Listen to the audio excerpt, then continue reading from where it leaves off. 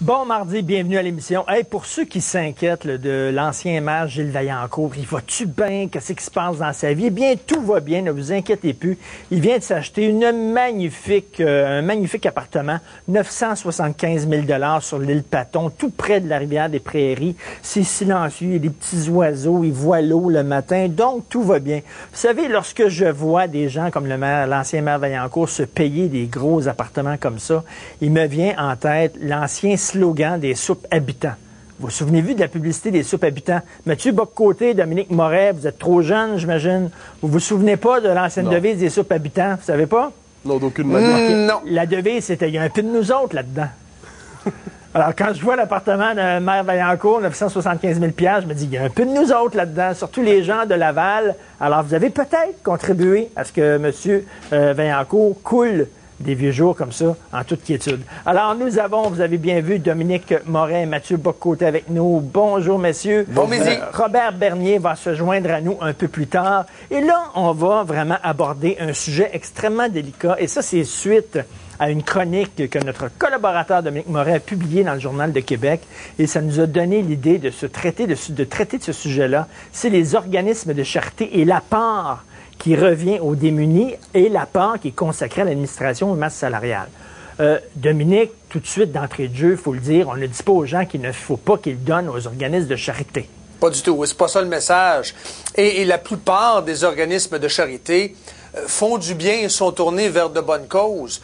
Il y a 4 ans, le Journal des Affaires avait traité de ce sujet-là avec la conclusion suivante, c'est que le salaire moyen des dirigeants de ces organismes-là au Canada est de 125 000 $ par année. Alors, j'ai décidé d'aller fouiller dans la banque de données de l'Agence de revenus du Canada pour me rendre compte que les masses salariales sont élevées et les salaires des gestionnaires sont très élevés. Moi, je veux donner. Il faut se serrer la ceinture pour aider les plus petits. Mais la question que je me suis posée, c'est par exemple, est-ce que le bon Dieu dans la rue, pour donner cet exemple-là, pourrait peut-être se serrer la ceinture avec 4 millions de revenus et 2,4 millions de dollars consacrés à sa rémunération totale? Attends, mais là, il reçoit 4 millions de dollars, puis oui. 2,4, ça, c'est plus que la moitié qui va dans la masse salariale, dans l'administration. Écoute, on va y aller avant d'entrée de jeu, Mathieu Bock, si tu permets, on va y aller avec les différents tableaux pour qu'on ait une vision claire de la situation.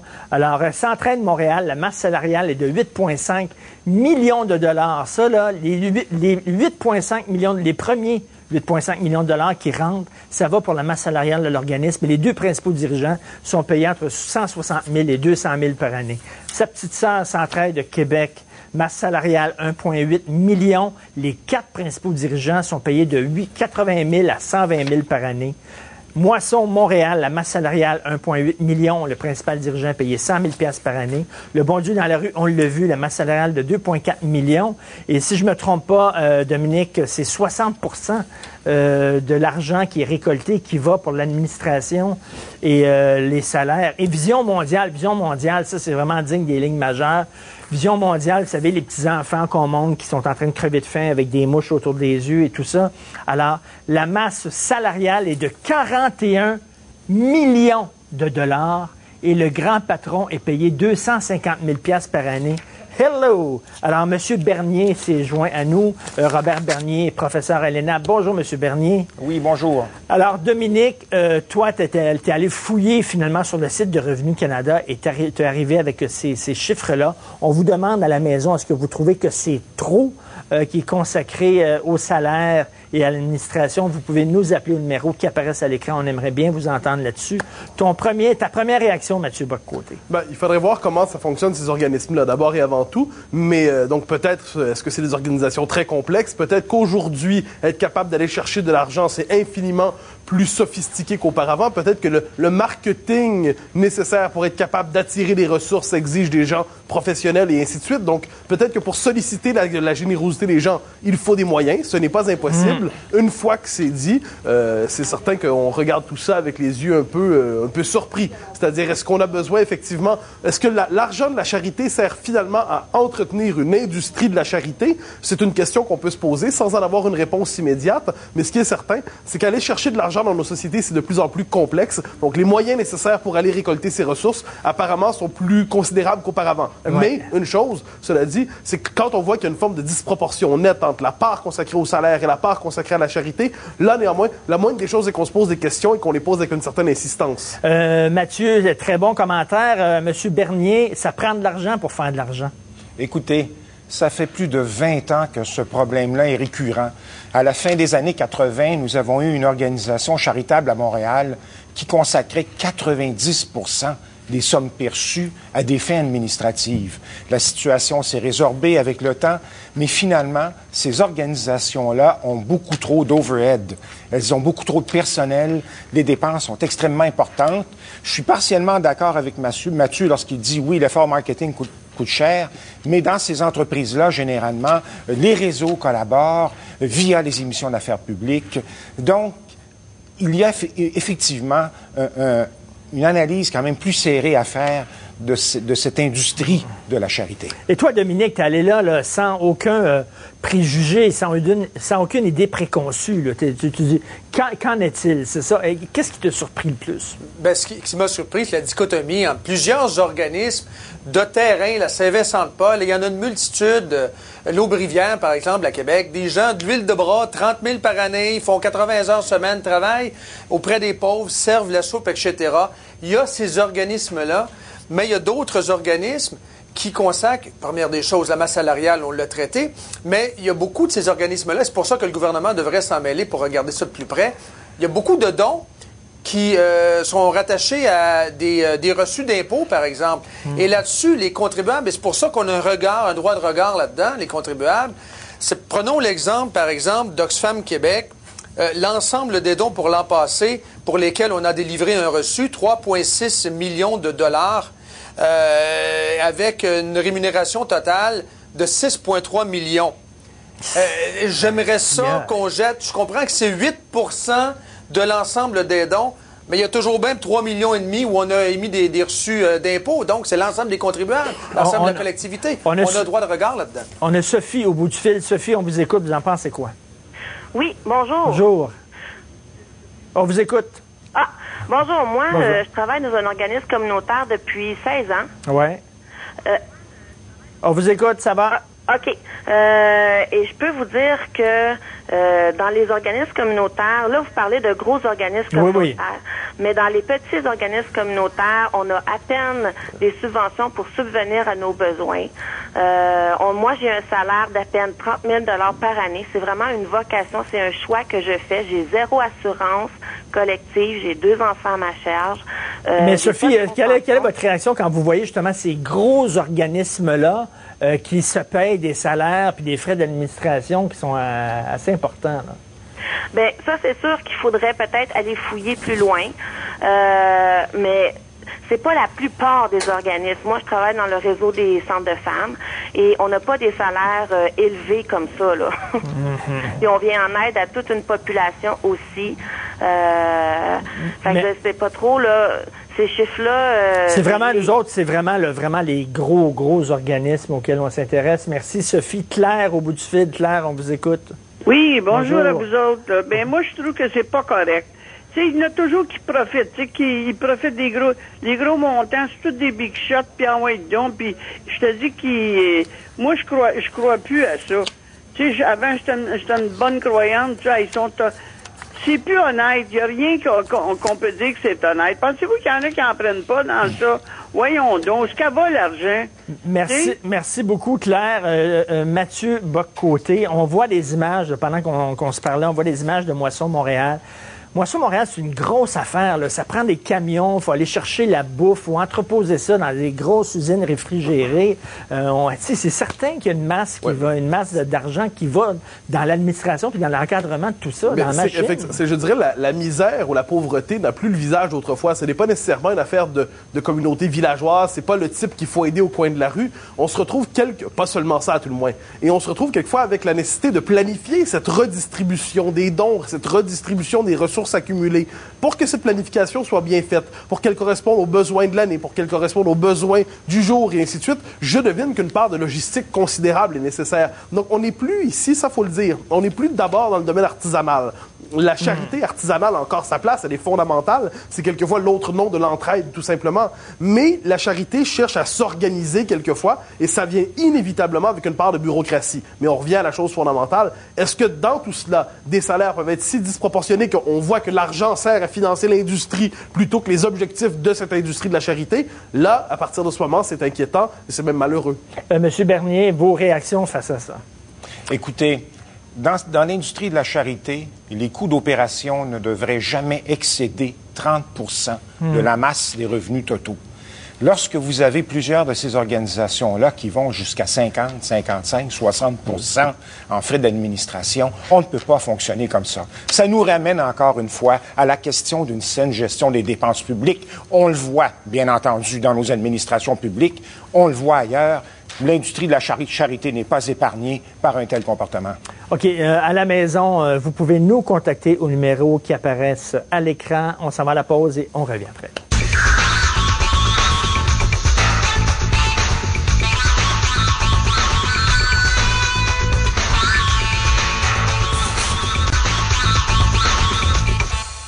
Alors, on parle toujours des organismes de charité. Dominique Moret, il y a une affaire qui m'a surpris dans les chiffres qui étaient sortis dans ta chronique du Journal de Québec.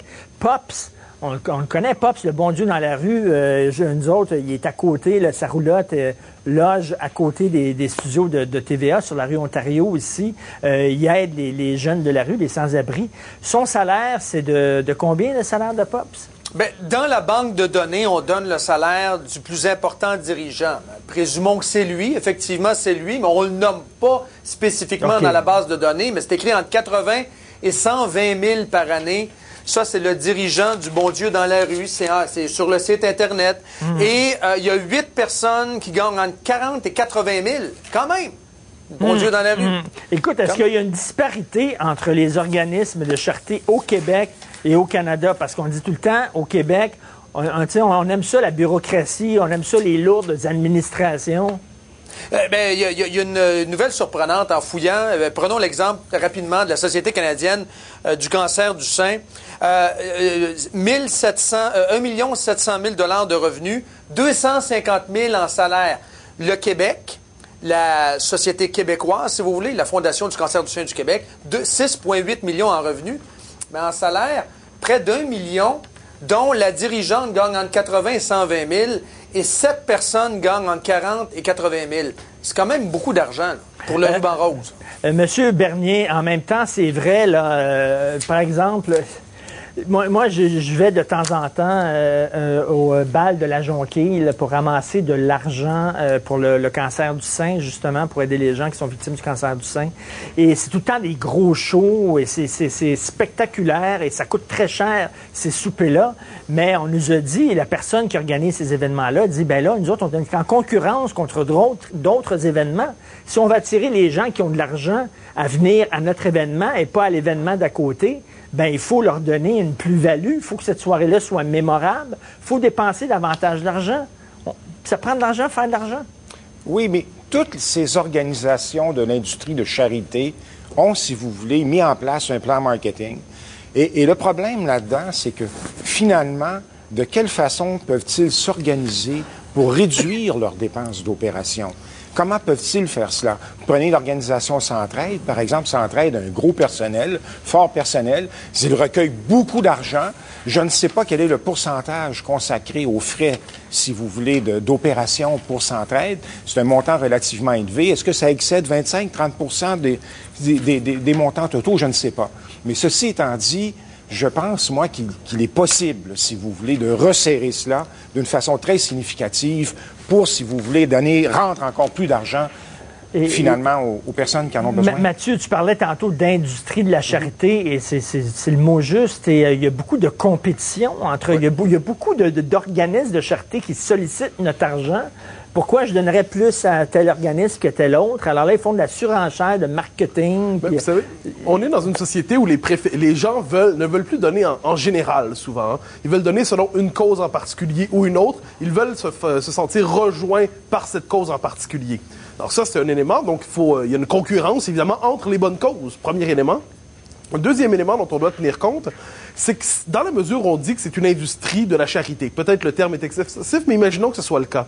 Si l'industrie de la charité, pour attirer des gestionnaires des gestionnaires compétents, des gens qui sont capables de brasser justement tous ces millions recueillis, qui sont capables de gérer du personnel et ainsi de suite, on peut s'attendre, cela dit, c'est une nuance que je fais, je ne prétends pas invalider la thèse dont on parle en ce moment, mais pour avoir des gens de compétences pour gérer tout ça, on doit s'attendre à payer de manière correcte et raisonnable les grands gestionnaires de tout ça. Parce qu'il n'y a pas qu'altruisme là-dedans. Pour avoir de bons gestionnaires dans une industrie, il faut être capable de les payer. Une fois que c'est dit, est-ce qu'il y a trop d'argent qui sont investis dans la direction, dans toute une série de bureaucrates? C'est tout à fait possible, mais n'oublions pas que si c'est une industrie, comme on le dit, eh bien, une industrie paye ses dirigeants un peu mieux que ses ouvriers, que ses fantassins chaque jour. On a Claude au bout du fil. Claude, on vous écoute. Vous en pensez quoi? Ben, tout ça m'échappe. Je suis assis, moi, devant la télé comme ça, puis je suis celui qu'on sollicite, puis pour des dons. Puis je suis un peu d'accord avec Bob Côté, c'est que je connais pas tous les détails, mais ça n'a pas de bon sens que quelqu'un qui va chercher des dons gagne 200 000 ou même 80 000. Ça veut dire, je questionne le rythme de vie qu'a cette personne-là par rapport aux gens qui sont supposés aider. Ça, c'est quelque chose qui marche pas là-dedans. Merci beaucoup, Claude. Jean, on vous écoute. Oui, bonjour. Bonjour. Bonjour Richard. Moi, là, dans le fond, je suis comptable agréé de profession. Okay. Et je fais la vérification de beaucoup de groupes communautaires ici en région. On fait au-delà de 50 vérifications. Et je vous dirais, la vraie vie, là, c'est en région. Les groupes communautaires, je reviens à votre première intervenante qui mentionnait que le peu de permanence, la plupart des groupes communautaires qu'on fait ici, ils ont 0, 1 ou 2 permanents. Alors, eux autres, les besoins sont là. Je parraine cette année, M. Martineau, je parraine la campagne des paniers de Noël. Et si vous connaissez les besoins que nous avons en région, là, vous vous présentez ce matin, et c'est correct, mais c'est au niveau national. C'est trop gigantesque. Et quand on parle de vision mondiale, c'est... Jean, on dit tout le temps, il faut acheter local. Est-ce qu'il faut donner local aussi? Ben, nous, comme organisation, j'ai un cabinet comptable ici, on donne uniquement local. Je laisse le soin à mes associés s'ils veulent donner au niveau provincial et national, mais nous, comme organisation, on encourage tous les organismes qui en demandent. Ils ont chacun leurs activités de financement. Alors, pour nous, oui, on donne local et régional uniquement ici dans notre région. Merci beaucoup, Jean. Dominique, c'est une idée, ça, donner local? Donner local, et donnez pas nécessairement de l'argent. Vous pouvez très bien faire, comme c'est le cas dans certaines personnes dans mon entourage, ils vont faire une épicerie, ils ont ciblé quelqu'un qui a des besoins, ils vont faire une épicerie, ça se fait dans l'anonymat, pas de flagornage, et ils le font, c'est de l'aide directe qui est toujours là et qui devrait être peut-être davantage encouragée, cette bonne vieille solidarité-là humaine. Ça doit être encouragé, peut-être même un peu plus. OK, on continue la conversation tout de suite après la pause.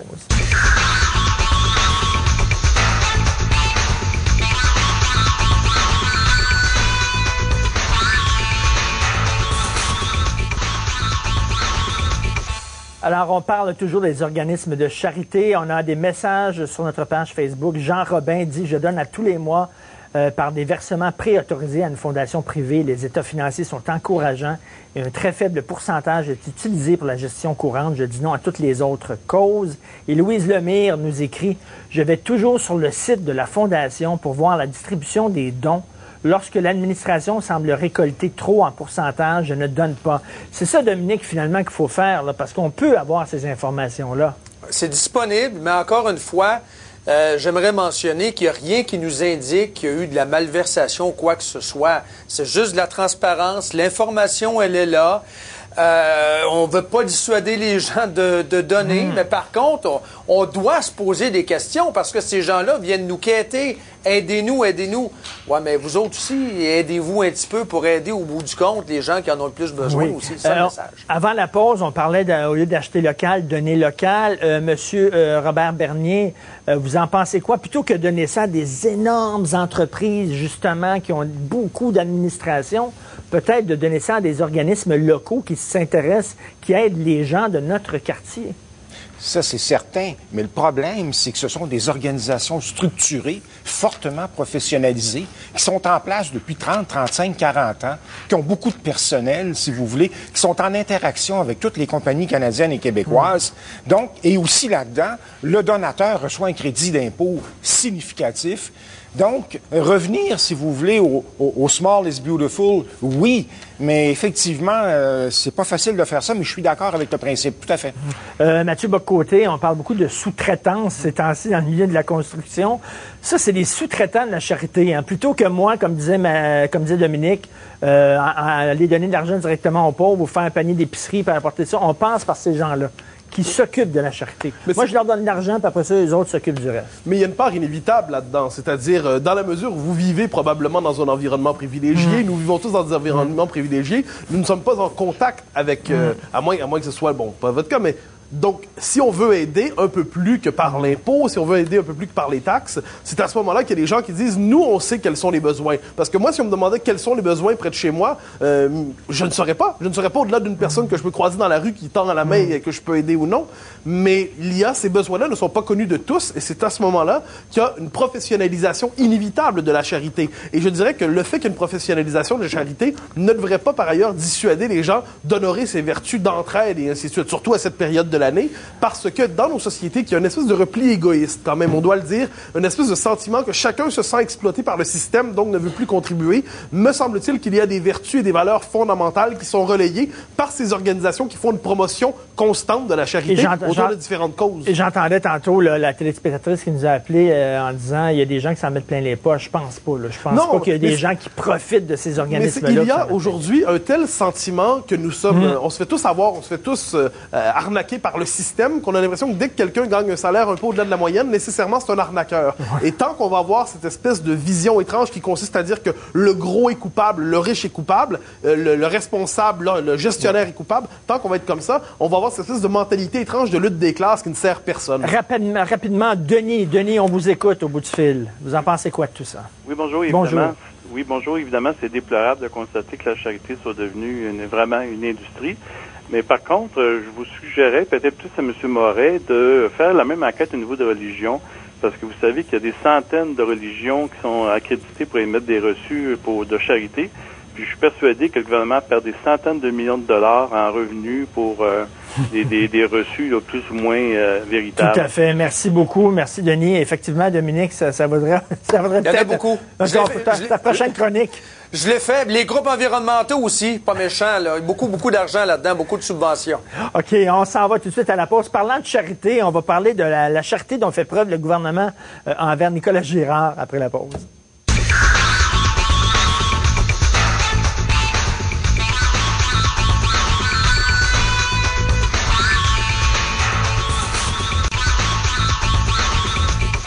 Alors ça, c'est une nouvelle qui m'a jeté un peu en bas de ma chaise. Alors, on sait que le PQ qui disait, qui blâmait le Parti libéral de faire des nominations partisanes, en a fait aussi des nominations partisanes, dont celle de Nicolas Girard à la tête de l'Agence métropolitaine des transports. Nicolas Girard, qui a perdu aux dernières élections, on lui fait un cadeau. On le nomme à la tête de l'Agence métropolitaine des transports, même s'il n'a aucune expérience dans la gestion des transports urbains. Et là, c'est ça la nouvelle qui est assez croustillante. Pour l'aider dans ses nouvelles fonctions, on lui a adjoint les services de celui qui était PDG de l'AMT jusqu'à l'arrivée de M. Girard.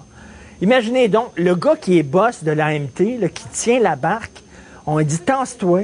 Nicolas Girard, c'est lui qui va monter sur le bicycle, puis toi, tu vas tenir le vélo pour pas qu'il tombe pendant que lui pédale. Faut le faire quand même. Robert Bernier, vous en pensez quoi de ça? Bien, écoutez, c'est certain que le PQ, avec Nicolas Girard, a procédé au même type de nomination que les libéraux avaient fait avec M. Gauthier. Ça, c'est certain, on ne peut pas revenir là-dessus. Mais ceci étant dit, oui, Dans une telle fonction, on devrait, si vous voulez, chercher à avoir quelqu'un qui est plus spécialisé en matière de transport. M. Girard, ce n'est pas le cas. Le fait que M. Côté lui soit associé, bien, au plan technocratique, c'est bon, parce que finalement, c'est un homme qui connaît bien l'organisation, mais vu dans une perspective fonctionnelle, là, effectivement, ça suscite beaucoup de questions. Dominique Moret, t'imagines la claque d'en face quand même. Paul Côté, c'est lui qui tenait le fort depuis le départ de M. Gauthier. On disait que tu vas tenir le fort. Et là, tasse-toi. C'est Nicolas Girard qui n'a pas d'expérience, qui va prendre la tête de l'organisme, mais toi, tu vas l'aider. Ben oui. Là, Girard va arriver à si je suis capable de faire la job, pourquoi vous ne la donnez pas? Ah oui, Girard va arriver au bureau le matin. Puis, Paul, qu'est-ce qu'on fait aujourd'hui? C'est un peu spécial. Lorsqu'on regarde le CV de Nicolas Girard, super fin, il a été impliqué dans le mouvement étudiant au début des années 90, secrétaire général de la Fédération des associations étudiantes de l'Université de Montréal. C'est pas un crime. Non, mais en même temps, c'est parce que je cherche les qualifications en transport. À date, je n'ai pas trouvé. Il a son bac en Sciences Po de 98. Il a été attaché de presse de ministre, puis il a été député aussi. Un gars qui n'a pas de qualification. Et là, le pire dans tout ça, c'est le salaire de Paul Côté. Là, vous trouvez, vous autres? Ben non, l'AMT refuse de le dire. Donc, on l'a engagé, mais on vous dit pas combien on le paye, par exemple. Mathieu Bock-Côté, est-ce qu'on est trop sévère envers Nicolas Girard? Mais c'est que là, il va falloir s'entendre. C'est-à-dire, on dit il n'a pas la formation pour ça. Et là, j'aimerais simplement rappeler qu'au sommet des grandes institutions de l'État et ainsi de suite, les gens n'ont pas toujours une formation qui les prédispose à occuper ces fonctions. Ça ne veut pas dire que dans ce cas-là, c'est justifié. C'est-à-dire, ça se peut que ça soit un cas à part. Je ne dis pas le contraire. Mais j'imagine, puis je transpose ça aux fonctions politiques.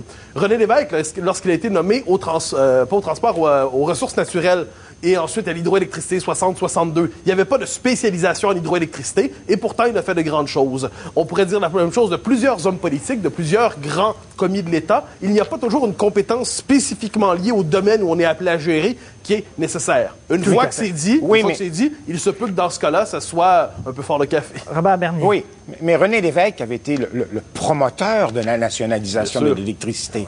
C'est lui, finalement, qui avait jeté les bases politiques de l'autonomie du Québec. Ce que je veux dire, c'est qu'il n'y a pas un diplôme spécialisé associé à chaque fonction de gestion. C'est tout ce que je voulais dire. Non, si au moins il avait exprimé un intérêt en transport, il n'a jamais entendu parler de transport de sa vie. Mais effectivement, M. Girard n'a aucune compétence. Ça vient de s'éteindre. Scott McKay, en environnement, c'est même pas lui qu'on a nommé en environnement. C'était Monsieur Environnement, Scott McKay. Puis là, finalement, il a été dépensé par Yves-François Blanchet. Mais un instant, pour Scott McKay, c'est un bon exemple. Scott McKay était un leader écologiste.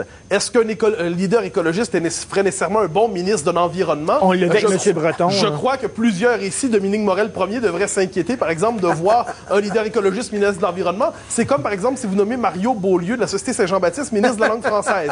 Moi, je ne m'en désolerai pas. Il se pourrait que vous en désoliez. Donc, le militant ne fait pas nécessairement le ministre.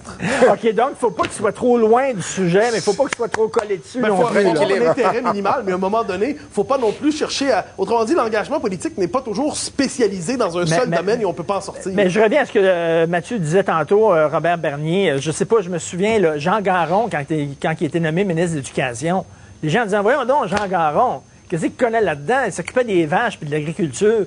Mais si ma mémoire est bonne, il n'a pas été un si mauvais ministre de l'Éducation que ça.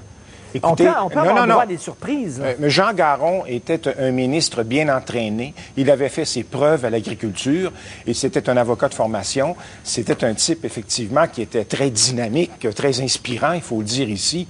Je pense pas qu'on puisse comparer M. Nicolas Girard avec Jean Garon. Là, je pense qu'effectivement, on n'est pas du tout dans la même ligue. Pour ce qui est de M. Girard, j'ai du respect pour lui. Écoutez, c'est un type bien, qui a été un bon député. La question n'est pas là. C'est seulement que dans cette fonction-là, c'est une fonction qui requiert une connaissance technique significative et aussi une connaissance du plan d'ensemble, si vous voulez, des modes de transport. Mais là, justement, Dominique Moret, le PQ, on pourrait dire à sa défense qu'il a fait preuve de sagesse, c'est-à-dire qu'on ne l'a pas laissé là tout seul. On lui a adjoint les services de Paul Côté qui va le tenir, qui va l'aider à pédaler. Le fond de l'histoire, c'est quoi? C'est que c'est un vieux parti, comme le Parti libéral, qui a placé ses chums. Le PQ est arrivé, ils ont placé leurs chums. Ils ont dégommé Langlois, qui était à la commission de la capitale nationale. Ils ont mis Mme Mercure, là, qui avait perdu ses élections, qui avait de la peine. Vas-y, Françoise, prends le job un an avant la fin de l'échéance du contrat de Langlois. Sans même maudite affaire. C'est bonnet blanc, blanc bonnet. C'est un vieux parti avec de vilaines habitudes de copinage. Effectivement. Oui, mais je me permettrai de faire une nuance. Par définition, j'en ai parlé d'ailleurs à l'émission la semaine passée, un parti qui arrive fait des nominations politiques. Et nomination politique ne veut pas dire nomination illégitime en tant que telle. Il est normal qu'aux fonctions importantes de l'État, on ait des gens qui soient capables de porter, de relayer la vision du gouvernement. On attend faire des contrats, Mathieu, un instant. Là, on dégomme pas quelqu'un qui est en train de faire une belle job comme l'Anglois, comme ça, à la capitale nationale. Un gouvernement qui s'installe a besoin, à moins qu'on ait une vision un peu étrange de la fonction politique, c'est-à-dire complètement coupée de l'administration, l'une fait son travail, l'autre fait l'autre, il est normal qu'il y ait une connexion entre l'administration et le politique. Un gouvernement qui arrive à un projet, il a une vision, il doit nommer des gens qui sont capables de porter ce projet et cette vision. OK. Ça, c'est la question à 100 000 $. Robert Bernier, jusqu'où on devrait séparer justement l'administration de l'État et du gouvernement? Écoutez, la relation entre le politique et l'administratif a toujours été ténue. Ça existe depuis, si vous voulez, depuis plusieurs années. La question n'est pas là. La question, finalement, c'est de nommer des gens qui sont relativement compétents, qui ont de bons jugements. Et je ne veux pas dire que M. Girard n'a pas un bon jugement ici, la question n'est pas là. Mais dans une fonction comme celle-là, ça prenait quelqu'un qui avait une certaine connaissance technique associée, finalement, à l'emploi. Pour ce que Mathieu dit, effectivement, on n'est pas là, si vous voulez, pour finalement nommer des gens. Le politique va nommer des gens, finalement, qui sont censés être capables de remplir la mission, mais ils doivent démontrer une certaine forme de compétence, avoir une certaine formation technique. Ça, c'est fondamental. Même Mathieu, qui défend le PQ, dit que c'est un peu fort du café. C'est ce qu'il a dit. Là. Notez bien, si je peux me permettre, l'idée en ce moment n'est pas de défendre le PQ. Je l'ai critiqué assez souvent dans ma vie pour qu'on ne me soupçonne pas, j'espère, de complaisance en son endroit. Ce que je dis dans les circonstances, c'est que depuis le début de du mandat, il y a une espèce de discours qui s'est installé de dénonciation systématique de toutes les nominations politiques. Et tout ce que je dis, c'est prenons-les une à la fois et évitons de condamner le principe de nomination politique. Une fois que c'est dit, est-ce que dans ce cas-là, c'est fort le café? C'est tout à fait possible. Mais évitons de tout mettre dans le même panier. Mais moi, je croyais que le PQ était pour faire autrement. C'est ce qu'on nous avait dit, là. Le PQ, on va faire autrement, on est au-dessus de tout ça, c'est l'éthique, c'est important. Mais Dominique, allez chercher des gens qui ne sont pas anti-éthiques. Dominique, allez chercher des gens qui... C'est pas grave. Allez chercher les gens en qui tu as confiance pour les établir là en disant parce qu'on veut aller dans cette direction-là. Non. Il a perdu les élections contre qui? Françoise David? Ben, c'est ça. Il y a un prix pour ça. Merci, petit gars, tu t'es battu, tu as perdu, tu vas avoir une récompense. C'est ça, la game. Arrêtons l'enfantillage. C'est un prix, c'est un nanan politique.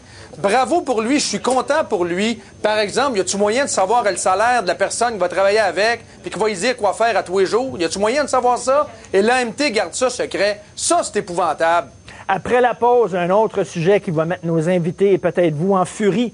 Les riches comme Depardieu et Jacques Villeneuve qui décident qu'ils payent trop d'impôts. Fait que, ils déménagent après la pause.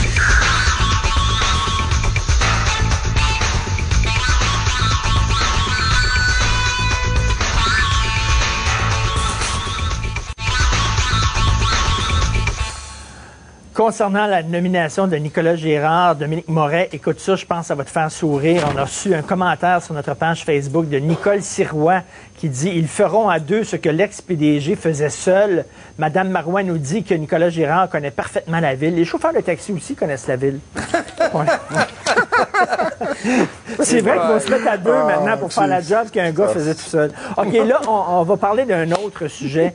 Vous connaissez Gérard Depardieu? Gérard Depardieu, c'est le Robert De Niro des Français, c'est-à-dire un gars qui fut un grand acteur puis qui maintenant fait n'importe quelle maudite niaiserie pour gagner sa vie et qui est extrêmement mauvais. Bon, Gérard Depardieu fait beaucoup d'argent, l'acteur français le plus payé. Et il a décidé de sacrer le camp parce qu'il n'en pouvait plus des hausses de taxes et d'impôts. Il est allé vivre en Belgique. Et pour un Français, quitter la France pour aller vivre en Belgique, il faut que tu aies des maudites bonnes raisons, parce que les Français ne veulent rien savoir de la Belgique habituellement. La raison, c'est qu'il va payer beaucoup moins d'impôts en Belgique. C'est la même chose avec Jacques Villeneuve, qui s'en va en Andorre, un endroit qui paraît qui est absolument magnifique. Et là aussi, c'est un paradis fiscal. Est-ce que ces gens-là font preuve de manque de solidarité? Je lance la question à Mathieu Bock-Côté. Alors, la réponse, à mon avis, c'est oui, tout simplement. C'est-à-dire, c'est une chose de considérer qu'on paye dans nos sociétés trop d'impôts. Hein, c'en est, je le crois, c'est-à-dire la bureaucratie est trop étouffante. On aurait tout avantage à libéraliser un peu notre système. De l'autre côté, cette espèce de manie de l'exil fiscal, hein, ce magasinage fiscal des riches et des ultra-riches qui se cherchent un petit paradis détaxé pour aller s'installer, il y a quelque chose d'un peu odieux là-dedans. Comme si la citoyenneté, finalement, nous n'acceptions la citoyenneté qu'à condition qu'elle ne nous coûte pas trop cher, comme si les plus riches de notre société se désolidarisaient de leur citoyenneté, se désaffiliaient de la communauté nationale et n'acceptent finalement d'y participer qu'à condition que ce soit pas trop engageant. Et ce qu'on voit à travers ça, puis ça c'était documenté par les historiens et les sociologues, c'est ce qu'on pourrait appeler le séparatisme des riches aujourd'hui. Pas de tous les riches, je le précise. Il y a un certain séparatisme d'une overclass mondialisée qui décide finalement que la véritable solidarité, ce sera entre nantis d'un endroit à l'autre, plutôt que du nanti envers le pauvre. Autrement dit, appartenir à l'élite aujourd'hui ne donne pas davantage de responsabilité, mais seulement davantage de privilèges, et on peut s'en décevoir. Dominique Moret, c'est la même chose pour Bono, hein? Bono du groupe U2, qui est là en train de donner aux pauvres, puis penser aux démunis, puis tout ça. Lui aussi, il a sacré le camp de l'Irlande. Ouais. Il habite plus là, il habite dans un endroit où il paye beaucoup moins d'impôts. Qu'est-ce que tu en penses? C'est-tu un manque de solidarité? Les Rolling Stones, depuis 1972, leur compagnie de gestion basée à Amsterdam. Depuis les années 70, l'adresse de Mick Jagger et son impôt est à l'île Moustique et Keith Richards est en Jamaïque. Prenons l'exemple de Luc Plamondon, qui est très respecté, il est dans le patrimoine québécois. Le 8 août 2006, Le Devoir nous apprenait que Luc Plamondon, sa résidence, c'est au lac Léman, une belle résidence de 3,6 millions. Est-ce que c'est un traître à la nation, Luc Plamondon? Non, il est un bon comptable, il ne sait pas juste raconter, il sait compter. Robert Bernier, j'adore cette phrase. Il ne sait pas juste raconter, il sait compter. Pourquoi quelqu'un accepterait de se faire plumer sans rien dire? Écoutez, justement, il faut jeter un regard sur notre société. On le voit en France, 80% de la dette équivaut au PIB, le même phénomène au Québec. Ça fait des années, si vous voulez, en France, qu'on demande une défiscalisation, une fiscalisation plus légère qui n'arrive jamais. Et depuis, les dépenses de l'État augmentent tout le temps. C'est un phénomène un peu similaire à ce qu'on vit ici. Nos entreprises ici, nos entrepreneurs, bien entendu, veulent travailler dans des conditions qui sont plus propices au développement. Ils sont déjà fortement taxés, fiscalisés, on le sait. Si on prend le cas du Canada, bien, ce qu'on entend, ou dans le Québec Inc., dans la classe corporative québécoise, au moment où on se parle, et ça, Mme Marois est au courant, c'est qu'il y en a certains qui ont songé à partir, et d'autres qui songent aussi à partir. Certains pensaient aller en Ontario, mais maintenant, ils songent plus à aller en Alberta. Mais il faut se poser une question à la base. Est-ce que notre État est trop fiscalisé? Est-ce que notre État taxe trop? Est-ce que le fardeau fiscal est trop important? Qu'est-ce qu'on fait véritablement pour nos entrepreneurs, pour les encourager à se développer en matière de recherche et d'innovation? Qu'est-ce qu'on fait pour nos jeunes entrepreneurs? Avant, effectivement, là, d'attaquer, si vous voulez, nos entrepreneurs, jetons un regard sur notre société. Il y a une différence entre attaquer les entrepreneurs, ce que je ne fais pas, et ce que je ne ferai pas, et ce que je critiquerais, et de l'autre côté, cette espèce de nouvelle manie, ce chantage fiscal d'une certaine catégorie de la population, pas tous les membres de cette catégorie, bien sûr, qui considèrent désormais qu'ils jouent au chantage avec l'État. Et c'est une chose que de condamner, par exemple, le fait que notre État soit taxe trop, et ainsi de suite. Mais il y a une réponse à ça. C'est pas de fuir la société, ce n'est pas de jouer au touriste fiscal, c'est de critiquer l'État, de jouer son rôle de citoyen, d'en appeler une défiscalisation de l'État, de jouer, de s'inscrire dans un parti de centre-droit, de droit, qu'en sais-je. Parce qu'un instant, il faut dire une chose. Rappelez-vous Jacques Villeneuve qui nous dit pendant la crise étudiante, les étudiants sont trop paresseux, sont ci, sont ça. OK, d'accord. Mais à un moment donné, comment parlait-il? Parlait-il comme un citoyen qui contribue à cette société ou comme un touriste qui passait dans un pays auquel il ne s'identifie plus et il se permet de le juger de haut, de parler aux gens en leur donnant des cours de morale? À un moment donné, la citoyenneté vient avec des responsabilités. Mais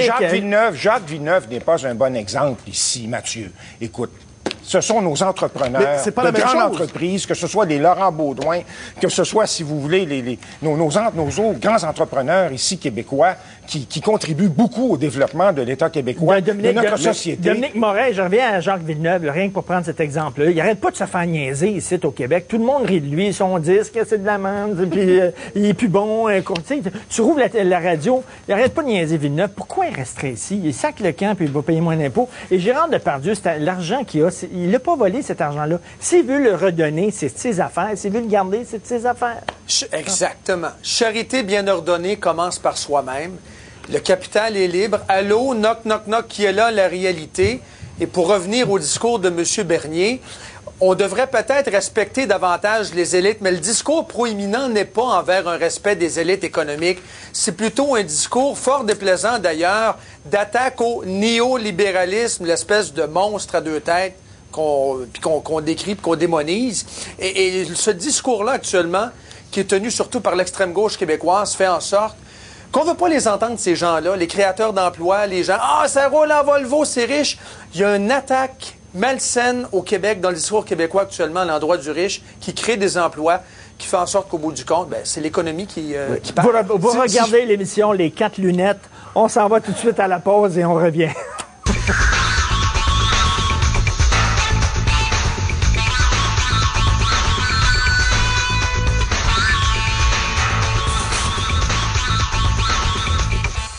Alors, un sujet surprise, messieurs, pour voir si vous êtes bons en improvisation. Menace de grève des ambulanciers à la veille de Noël. On parle de la moitié des ambulanciers, des techniciens ambulanciers qui desservent le Québec, qui tomberaient en grève la veille de Noël. D'un autre côté, ces techniciens-là, membres de la CSN, ça fait 3 ans qu'ils sont sans contrat de travail. Dominique Moret, on leur jette la roche ou quoi? C'est cochon, le 24 décembre. Par contre, il y a de la négligence, là. Sérieusement, un contrat de travail qui est échu depuis 3 ans, les gars continuent de travailler, les filles continuent de travailler.